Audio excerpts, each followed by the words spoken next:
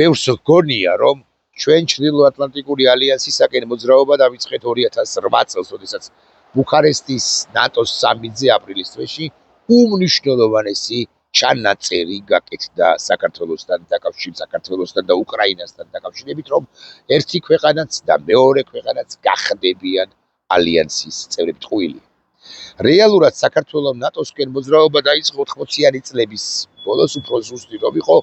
ხმა საქართველოსთან, პოზიცია საქართველოსთან, სწორედაც რომ 80-იანი წლების მიწურულიდან დაფიქსირდა, მიწურულს დაფიქსირდა პირველ თქმელი, გავბედავ და ვიტყვი, რაც ჩემი ყურით ამაქვს მოსმენი და ხურულ შეხვედრაზე ასე ვიტყვი, უფრო ზუსტი რომ იყო მერაბ კოსტავას ეზოში, რუსთაველის გამზირზე, ზემელზე, ჯავახიშვილის ქუჩა ერქვა მაშინ და ახლა რა ქვია, არ მახსოვს, სადუკელის თუ არ ვწდები, შესაძლოა ვწდები, მაგრამ მერაბ კოსტავას ეზოში, მერაბ კოსტავამ გაახმიანა მაშინ პირველ რო საქართველოს უნდა გახდეს ალიანსის წევრი ირაკლი წერეთელმა უკვე 89 წელს მე მგონი არ მეშნება, ან 90-ში, უფრო 89 წელს ირაკლი წერეთელმაც გაიმეორა და თქვა, რომ ნატო უნდა იცავდეს საქართველოს დღეს საპოზიცია აქვს ირაკლი წერეთელს სიმართლე გითხრათ არ ვიცი, უფრო ცუდად რაც მსმენია,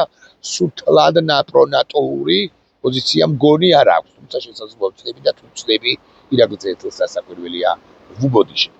უკვე შემდგომ 2002 წელს ედუარდ შევარდაძემ, აი მერაბ კოსტავა რომ არ უყვარდა, ალბათ არ უყვარდა, ირაკლი წერეთელი რომ არ უყვარდა და ნაღდად არ უყვარდა. მერაბ კოსტავას ნაღდად არ უყვარდა. ზვიად გამსახურდია რომ არ უყვარდა და ეჯავრებოდა. იმ ედუარდ შევარდაძემ 2002 წელს ნოემბრის მიწურულს ნატოს პრაღის სამიტზე დააკაკუნა და თქვა, რომ საქართველოსაც უნდა ჩრდილოატლანტიკური ალიანსის წევრობა და 2008 წელს აკი გითხარით ეს ყველაფერი მომრგვალდა ერთგვარად აპრილის თვეში ნატოს დეკლარაციაში აისახა ის რაც ჩვენთვის ძალიან მნიშვნელოვანია დღესაც, აქტუალურია დღესაც 2008 წლის აპრილის თვეში ითქვა რომ საქართველო გახდება ნატოს წევრი და რომ არა მერკელი და კიდევ რამდენიმე ლიდერი, მაგრამ მერკელზე გავამახვილოთ ყურადღება ახლა ვინც ის და მაშინვე აპრილშივე საქართველო მიიღებდა გაწევრიანების სამოქმედო გეგმას, ანუ მეპს, ყბადაღებულ მეპს, რომელიც ჩვენნაირ ქვეყნებს საქართველოს, უკრაინას, კი ნამდვილად სჭირდება, ეს ფინეთს არ სჭირდება, რამდენადაც ის მზადყოფი ქვეყანაა და შვედეთს არ სჭირდება, რამდენადაც ის მზადყოფი ქვეყანაა და მათ გარეშე, მის გარეშე უკაცრავად მეპის გარეშე იღებენ ამგვარ ქვეყნებს. აი ჩვენ კი გვჭირდება მათ შორის რუსეთის ფაქტორის და ბევრი ფაქტორის გამო და 2008 წლის აპრილის თვეში მიუხედავად იმისა, რომ ამერიკის შეერთებული შტატებიდან ამასაც კი ითხოვდა პრეზიდენტი ბუში, ჩვენ ეს გაწევრიანების სამოქმედო გეგმა არ მოგვეცა. მე იმ აზრზე ვჩები, რომ გაწევრიანების სამოქმედო გეგმა მიუხედავად იმისა, რომ ის ჯერაც არ ნიშნავს ნატოს მეხუთე მუხლის კოლგას საქართველოზე, რომ ქონოდა ჩვენ აპრილში რომ მოეცათ ჩვენთვის, ვინც ის და რუსები ვერ გაბედავდნენ, თუმცა ვერ გაბედავდნენ აგვისტოში თავდასხმას, თუმცა შესაძლოა ვწდები 2008 წლის დეკემბერში ნატოს საგარეო საქმეთა მინისტერიალზეც შეიძლებოდა რომ მოეცათ ჩვენთვის გაწევრიანების სამოქმედო გეგმა, მაგრამ მაშინაც სწორედ მერკელმა და მერკელიადამ განაპირობა ის, რაც მოხდა საქართველოს ათღემდე არ აქვს გაწევრიანების სამოქმედო გეგმა და ეს ძალიან ცუდი 2012 წელს ხელისუფლებაში მოვიდა ქართული ოცნება და პირველი 3 წელი 12-დან 15-მდე, 16-მდე, ოკეი. ბიზნა ივანიშვილი თითქოს კარგად იყო შეფარული, ბიზნა ივანიშვილი აგენტი რუსეთისა, კარგად იყო შეფუთული, მოდი ასე ვიტყვი და ასე ღია ანტინატოურ განცხადებებს არც აკეთებდა მისი არც ერთი წარმომადგენელი და პირიქით ირაკლი ალასანიას თავდაცვის მინისტრობის პირობებში და პერიოდში, თინა ხიდაშელის თავდაცვის მინისტრობის პირობებსა და პერიოდში მინიმუმ 2 სამიტი, ანუ უელსის სამიტი 2013-ში და უკვე შემდგომ ვარშავის სამიტი ჩატარდა. ამ უკანასკნელზე სხვათა შორის განისაზღვრა, რომ შავი ზღვა ნატოს ზღვა არის და შავი ზღვა ისეთივე მნიშვნელოვანია, როგორც იყო თავის დროზე და ახლაც არის ნატოსთვის ბალტიის ზღვა. საქართველო მიიღო ასპირანტი ქვეყნის სტატუსი ამ წლების განმავლობაში. საქართველო მიიღო ოქროს ბარათი, მეთქი ასე ვიტყვი, წინ წაიწია უელსში, განსაკუთრებით და ვარშავაშიც რასაკვირველია და საქართველო უახლოვდებოდა ჩრდილოატლანტიკურ ალიანსს, მაგრამ გამოხდა ხანი და 2016-დან მაინც ასე ვიტყვი, მიზნა ივანიშვილმა მიიღო ინსტრუქცია მოსკოვიდან, არავითარი ნატო, ნიკაკოვა ნატო, ხო არანაირი ნატო, თქვენ ნელ-ნელა და ნელ-ნელა უნდა გამოხვიდეთ ყველა ფორმატი, ყველა ურთიერთობა, უნდა დაშორდეთ ჩრდილო-ატლანტიკურ ალიანსს და ღიად არც უნდა დააფიქსიროთ, რომ საქართველოს სჭირდება ნატო როგორც უსაფრთხოების ხოლგა საკუთარი წვლილის შეტანაც შეუძლია მსოფლიო უსაფრთხოებაში. ამასობაში ბევრი სხვა ამბავიც მოხდა მსოფლიოში, მათ შორის ყირიმის ამბავი უკვე მომხდარი იყო და ასე შემდეგ და ძლიერდებოდა ამ ქართულ საზოგადოებაში ეს სკეპსისი ან ამგვარი დამოკიდებულება, რომ ნატო მაინც არ მიგვიღებს, არადა ყველას, ვისაც ოდნავ ჭკუა მოეკითხებოდა ან მოეკითხება, ყველა ამბობდა მაშინაც და ამბობს ახლაც, რომ შესაძლებლობის პანჯარა უთუოდ გაჩნდებოდა და კი გაჩნდა კიდეც 2022 წლის თებერვლიდან დიახ უზარმაზარი ტრაგედია დატრიალდა 2022 წლის თებერვლის 24-დან მსოფლიოში და კონკრეტულად უკრაინაში, მაგრამ ტრაგედიის პარალელურად ეს არის შესაძლებლობის პანჯარა და თუ ფინეთს არ სჭირდებოდა მეპი და შვედეთს არ სჭირდებოდა მეპი, ეს ორი სახელმწიფო სწრაფად შევიდა, ეგრევე შევიდა ჩრდილო-ატლანტიკურ ალიანსში და საქართველოს და უკრაინას ეს მეპი მაინც დასჭირდებათ, ან შეიძლება არც დასჭირდეს უკრაინას და პირდაპირ მიიღონ ის ოღონდ გარკვეული პერიოდის შემდეგ, გარკვეული დროის შემდეგ და დამოუკიდებლად იმისა, მიიღებენ თუ არ მიიღებენ უკრაინას, უკრაინა უკვე არის იმდენად თვითკმარი ან იმდენად ძლიერი რეგიონული ძალა, რომ უკრაინა იქით დაიცავს მეთქი ნატოს ბევრ სახელმწიფოს და სულაც არ დასჭირდება ასე მაგალითად რასახსენებელია, მაგრამ მაინც ბულგარეთის, რომელიც ნატოს წევრია, მისგან დაცვა ბულგარეთისგან დაცვა არც დასჭირდება და ცხადია არ დასჭირდება უკრაინას გარკვეული პერიოდის შემდეგ, როცა უკრაინა კიდევ უფრო მძლავრ სახელმწიფოდ ჩამოყალიბდება. თუმცა ისიც უნდა ვთქვათ, რომ ნატო ისე როგორც ევროკავშირი მაღალი ალბათობით გარდაიქმნება უკვე პოსტ-ომის პერიოდში და სხვაგვარი ალიანსებიც ჩამოხა ორმხრივი, სამმხრივი, ხუთმხრივი ალიანსი, პატარა ალიანსები ჩამოყალიბდა და მათ შორის შეერთებული შტატების საინტერესო და შესაძლოა საკრიტიკო პოზიციის გამო ამერიკის შეერთებული შტატების დღევანდელი ადმინისტრაცია ყოველ შემთხვევაში ხშირად უტევს მართლაც საკრიტიკო ჩრდილო-ატლანტიკურ ალიანსს, მიუხედავად იმისა, რომ ამ უკანასკნელს და მის დღევანდელ ლიდერს მარკ რუტეს რასაკვირველია საკუთარი არგუმენტები აქვს, ისევე როგორც ჰქონდა მანამდე რასმუსენს თუ ახლა უკვე აი ბოლო პერიოდში სტოლტენბერგს ან ნატოს სხვა მაღალ ჩინოსნებს. მოკლედ, საქართველოს 2016 წლიდან პრაქტიკულად შეწყვიტა მოძრაობა ჩრდილო-ატლანტიკური ალიანსისაკენ და ეს არის ძალიან ცუდი, იმიტომ რომ თუნდაც საკრიტიკო ჩრდილო-ატლანტიკური ალიანსი მაინც რჩება უსაფრთხოების მნიშვნელოვან გარანტორად მსოფლიოსათვის, სხვა თუ არაფერი ეს ქვეყნები, რომლებიც არიან ჩრდილო-ატლანტიკურ ალიანსში, საერთო პოზიციას შეიმუშავებენ ამა თუ იმ საფრთხესთან, ამა თუ იმ გამოწვევასთან მიმართებით თუ დაკავშირებით და კიდევ ერთი ამბავი, ახლა ორშაბათს 7-ში იმართება ნატოს მორიგი სამიტი ანკარაში, თურქეთში, სადაც პრეზიდენტი დონალდ ტრამპიც იქნება და ნატოს წევრი სახელმწიფოების ლიდერები გაგვირვებთ ალბათ, მაგრამ არ გაიკვირვებთ, იმედი მაქვს, შეიმუშავებენ საერთო პოზიციას ბევრ საკითხთან დაკავშირებით. მათ შორის, ეხლა ნახეთ რა საინტერესო დეტალებია. უკრაინასთან დაკავშირებით ხო შემუშავებულია ისედაც, მაგრამ ამჯერად კიდევ ერთხელ ამერიკელებთან ერთად შეიმუშავებენ საერთო პოზიციას და ხმამაღლა ხაზგასმით ვამბობ ამას, ნატო იტყვის მორიგ ჯერზე, რომ რუსეთი რჩება და არის მთავარი საფრთხე მსოფლიოსათვის უსაფრთხოების გამოწვევების კუთხით. რუსეთი არის მთავარი მტერი, რომელიც შეიძლება ეს სიტყვა მტერი არ ჩაიწეროს დეკლარაციაში, მაგრამ მაინც რუსეთი არის სახელმწიფო, რომელიც მსოფლიო გლობალურ უსაფრთხოებას არღვევს და ჩვენიო, ესე ითქვიათ, მათი პოზიცია რუსეთთან მიმართებაში არის ერთიანი ჩინეთთან მიმართებაში შესაძლოა დაფიქსირდეს დეკლარაციაშივე გარკვეული კრიტიკული შენიშვნებია, მოკლედ ერთიანი პოზიცია ექნება ალიანსს. აგრეთვე, ყველა იმ დახმარების პარალელურად, რომელიც აქამდე ინდივიდუალურად მიცემული აქვს ბევრ ქვეყანას ევროპული სივრციდან უკრაინისათვის, აგრეთვე ორგანიზებულად თუ ორგანიზაციულად მიცემული აქვს ასე მაგალითად ევროკავშირს, აგრეთვე იმ დახმარების პარალელურად თუ გარდა, რომელიც მიცემული აქვს უკრაინას გაყიდული რუსული აქტივები იგულისხმება 90 მილიარდი და მეორე 90 მილიარდი გზაშია და იქნება გარკვეული პერიოდის შემდეგ 140 მილიარდს 2 წლის განმავლობაში გამოხობს დასავლეთი ნატოს ეგიდით, ნატოს ხაზით უკრაინისათვის და ამერიკის შეერთებული შტატების კონტრიბუტორი იქნება ამაში. დასაკვირველი ტრამპი ერთგვარად მაინც მართალია, საყვედურობს რა ევროპულ სახელმწიფოებს, რომ თუ მე ვხარჯავ ამდენს, შენ რატომ არ ხარჯავ ამდენსო, ამდენივეს პროცენტულად. თუმცა ტრამპი მეორე მხრივ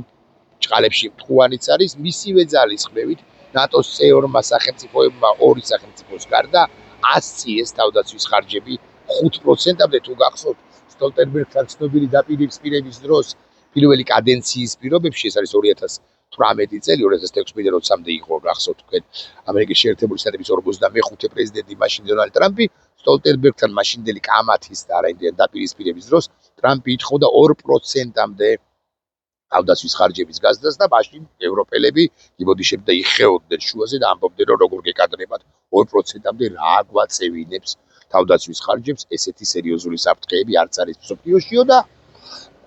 გამოხდა ხანი და ყველა მიხვდა რომ ტრამპი მაშინ 2018-ში მართალი იყო და ახლაც მართალია დასაკვირველია როდესაც ამბობს რომ ჩადეთ ფული თქვენს უსაფრთხოებაში ჩადეთ ფული თქვენს უსაფრთხოებაში ტრამპისათვის უკრაინა პატივსაცემი ქვეყანა სწორედ იმიტომაც არის რომ უკრაინა აღარ არის მხოლოდ ხელგაწვილი სახელმწიფო დასაკვირველია ბევრ ამის ითხოვს მაგრამ მხოლოდ ხელგაწვილი სახელმწიფო და არ ევედრება ასე მაგალითად გერმანიას, შვედეთს, ბრიტანეთს თუ რომელიმე სხვა სახელმწიფოს ფულს კი სთხოვს, მაგრამ უკრაინა ერთგვარად თვითკმარიც არის, რომელმაც საკუთარი სამხედრო ინდუსტრიის გაძლიერებაზე იზრუნა, იფიქრა, იმოქმედა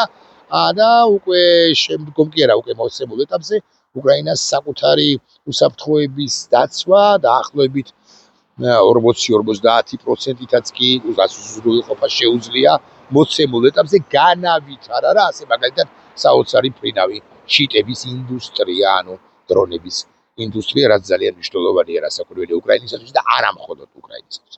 საქართველოს რაც შეეხება საქართველოს აბანკარის სამინძე ბიზინა ივანიშვილის და უფრო ზუსტი რომ იყო რუსეთის განაცხადებით მონაწილეობას არ მიიღებს და მე იმედი მაქვს ოდნავ წარსულში დაუბრუნდები რომ გაივლის გარკვეული პერიოდი და მინიმუმ 2 ელჩი საქართველოსი ნატოში ესენი არიან ვიქტორ დოლიძე და ეს არის ალექსანდრე მაისურაძე, რომელიც ახლა ეუთოში საქართველოს მისიის ხელმძღვანელია. ისინი ახმამაღალდებიან და ოდესმე იქნება და იტყვიან, როგორ უბლოკავდა ივანიშვილის ხელისუფლება, ივანიშვილი პერსონალურად, როგორ ბლოკავდა საქართველოს მოძრაობა ჩრდილოატლანტიკური ალიანსისაკენ, როცა იქნება ვიქტორ დოლიძე და ალექსანდრე მაისურაძე ჩემი იმედით, წმენით არა, იმედით ამაზე მემუარებში დაწერენ საჯარო კომენტარებს გააკეთებენ. ეს ძალიან საინტერესო ამბავია, იცით, თქვენ და კიდევ ერთხელ ვიტყვი, რომ 2015-16 წლებიდან საქართველოს პრაქტიკულად გააჩერა მოძრაობა ჩრდილოატლანტიკური ალიანსისაკენ. სხვა შორის ეს შენიშვნა არ ეხება ვიქტორ დოლიძის ძმას ლევან დოლიძეს, რომელმაც 2013 წლის ნატოს სამიტზე ნატოს სამიტზე და ნატოსთან მიმართებაში სწორედ იმ პერიოდში, როცა ის იყო მისიის ხელმძღვანელი, ძალიან მნიშვნელოვანი ნაბიჯები გადადგა თავდაცვის უწყების ხელმძღვანელი, როგორც გითხარით თუ არ გითხარით არ მახსოვს, იყო ირაკლი ალასანია 2013 წლის და უელსის სამიტი და შემდგომი ვარშავის სამიტი თინახილაშვილის მინისტრობის პირობებში უწარმატებულესი იყო ამ ხელისუფლებისთვისაც კი და მეტავი იმ სტადიაზე ვიყოთ ნატოსთან ინტეგრაციის პროცესში, რა სტადიაზეც ვიყავით ამ 13 თუ 11 წლის წინ. კითხვა ასეთია, გაწევრიანდება, არა, გაფართოვდება თუ არა ნატო და საქართველოს რომ მოინდომოს მიიღებენ თუ არა, არ ვიცი, მეთქი ასე გეტყვი, მაგრამ ისე მიდის საქმე, რომ ეს ორმხრივი ალიანსები მით უფრო, მაგრამ ასევე კოლექტიური თავდაცვის უსაფრთხოების ორგანიზაციაში საქართველოს გაწევრიანება დასაშვები, ან იმაზე უფრო მოსალოდნელია, ვიდრე ეს მოსალოდნელი იყო, არ ვიცი, თუნდაც ხსენებული 10-12 წლის წინ. ახლა შესაძლებლობის ფანჯარა გაჩენილია და საქართველოს სულ მინიმუმ მაგიდასთან უნდა იყოს და უნდა ისმენდეს იმას, რაც ხდება ახლა მსოფლიო ქვეყნებისთან ვარსკვლავეთში, დასაკვირველია პირველ ყოვლისა უკრაინის კონტექსტთან დაკავშირებით და აგრეთვე ახლო აღმოსავლეთის კონტექსტთან დაკავშირებით და საქართველოს ამოვარდნილია ამ ყველაფერთან. ბიზნე ივანიშვილი ვერ შეცვლის ღიად კონსტიტუციას მის მიერვე მიღებულ სხვათა შორის ილამი კობახიძე არის ავტორი, მთავარ ავტორი ამ კონსტიტუციისა, რომლის 78 მუხტში წერია ის, რაც წერია, რომ საქართველოს უნდა გახდეს დასავლური სტრუქტურების ნაწილი და სახელმწიფო უწყება ხელი უნდა შეუწყოთ საქართველოს ინტეგრაციას ნატოსა და ევროკავშირში. ვერ შეცვლის 78 მუხტს, იმიტომ რომ არ ყოფნის ხმები, საპარლამენტო ხმები 89 მონა და მორჩილი ხავს და არა 113 მონა და მორჩილი მოცემულ ეტაპზე პარლამენტად წოდებულ თავყრილობაზე, მაგრამ ბიზნე ივანიშვილი დე ფაქტო მიუხედავად იმისა, რომ დე იურე ვერ შეაჩერებს საქართველოს მოძრაობას ნატოსკენ, ანუ ახსახული დოკუმენტში ეს ყოველთვის დიდი ხანი იქნება, დე ფაქტო ბიზნე ივანიშვილი ყველაფერს გააკეთებს და უკვე აკეთებს, რომ საქართველოს ცალკე ევროკავშირისკენ და ცალკე ნატოსკენ არ იმოძრაობს და როდესაც შენ არ ესაუბრები ნატოს არ გესაუბრება შენ, აღიხედავს, რომ შენ გიბოდიშებ და ფეხებზე დაიკიდე შეუერთებულ ალიანსთან ურთიერთობა და ეს ძალიან გასაკვირველია, ძალიან ცუდია ჩვენი ქვეყნისათვის. გარკვეული პერიოდის შემდეგ, როდესაც ბიზნე ივანიშვილი წავა,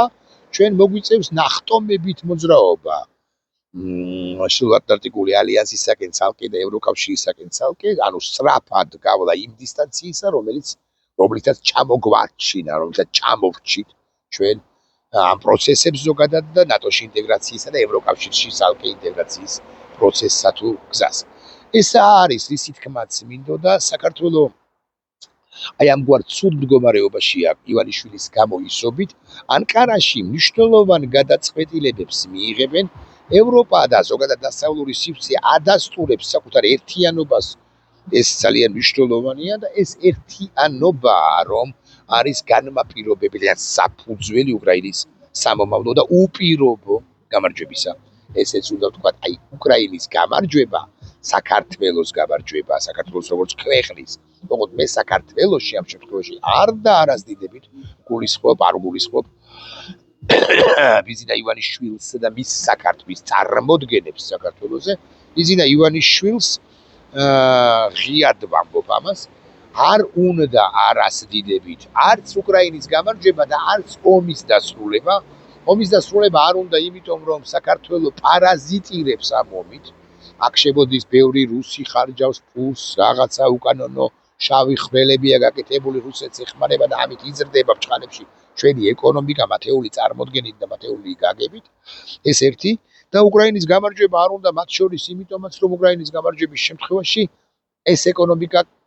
ვითომ რომ იზრდება, საბოლოოდ ჩამოეშლება ოლიგარქ ივანიშვილს და შესაბამისად სოციალური ბუნტი შეიძლება გარდაუვალიც კი იყოს. უკრაინის გამარჯვება რატომა უკრაინის გამარჯვება ჩვენი გამარჯვებაო, იკითხა შალვა-რამიშვილმა ერთხელ, ანუ ბიზნე ივანიშვილის მარჯვენა მომხრემ და იდეოლოგმა რატომაო ეს სხვადასხვა იკითხა, არ გაიკვირვებთ ალბათ, იკითხა როდესაც საკუთარივე ეთერში ჩემი ვიდეოს პრეზენტირება მოახდინა, სადაც მე ვამბობ ჩემს ედიტორიალში, რომ უკრაინის გამარჯვება ჩვენი გამარჯვება, პირიქითო ისიც დასცინა რუსეთის გამარჯვება, საქართველოს გამარჯვება, ასე თან თქვან, ასე გამოვიდა. ბიზნე ივანიშვილიც ასე ფიქრობს, ეს რომ ვიცოდეთ მაინც, მაგრამ როგორც შევარდაძემ დააკაკუნა ნატოს პრაღის სამიტზე 22 წლის ნოემბერში, ჩვენ ასევე კიდევ ერთხელ ვივუკაკუნებთ ნატოს, როცა იქნება მაშინ. ოღონდ ამისთვის გარდაულა დაუცილებელია, რომ ეს ოლიგარქი, ეს საქართველოს ამომგდები, ბიზნე ივანიშვილი უბრალოდ აქედან გავისტუმროთ, პოლიტიკიდან გავისტუმროთ და საჭიროების შემთხვევაში გავასამართლოთ კიდეც. ეს უნდა გავაკეთოთ, თუ გარდაულა გჭირდება გამარჯვება, გადარჩენა და გამარჯვება. თუ არ გჭირდება, მაშინ მივყვეთ ამ დინებას, ამ ჭაჭაობებას ჩვენი არაჩვეულებრივი ქვეყნისა. ნახვამდის.